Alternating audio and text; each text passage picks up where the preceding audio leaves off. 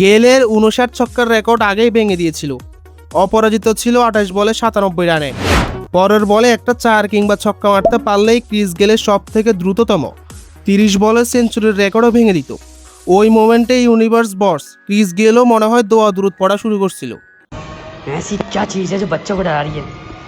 हमें शेर को डरा के दिखा।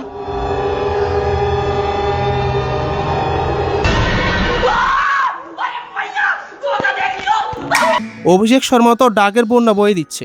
এ বছরে 8ম ডাক, নতুন ডাক বাবা ইন টাউন।